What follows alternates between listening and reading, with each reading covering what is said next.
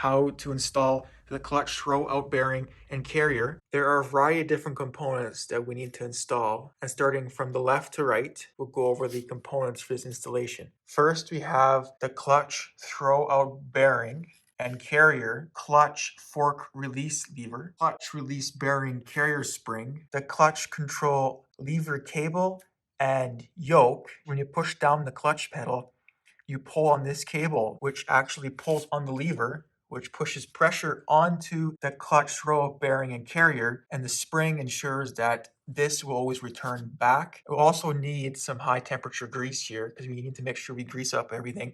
These are very high wear components. And now let's get this installation started. First thing you want to do is use some high temperature grease, and we will now grease up the shaft. You also want to make sure you grease up the fulcrum ball as well. This is where the lever will ride on. Here is a closer view of what I just greased up. So you grease up the shaft, make sure you put a little bit of grease on the back as well, and put some grease on the fulcrum ball. It is also important that we grease up the inside of this clutch throw-out bearing and carrier.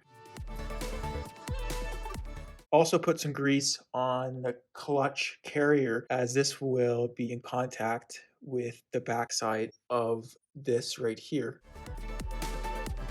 Make sure you have the clutch throw-out bearing and carrier orientated in the correct position. So you want to have it so these little, I guess, tabs or flaps are facing inwards, and the large bearing is facing outwards, and it just slides on. But you want to have it so that this little hole is towards the passenger side, or since our orientation is upside down, it is towards our right side. And now you just slide it on to the shaft.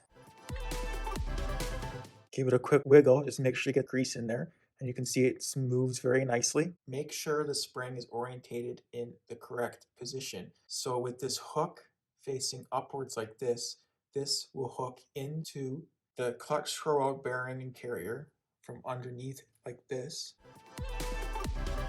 You can see just clips in like that. And now this loop is facing inwards because there's a small little hole located right there, and this spring will feed through the hole and hold the bearing in place. To give you a better understanding where this hole is, it's actually right here. As you can see, we can stick in this clothes hanger right here, and that's where the spring will be set and clip into. With the spring installed, give it a quick test try. Now we apply some grease to the lever, so apply some grease where it will be resting on the bearing. Just a little bit on each side.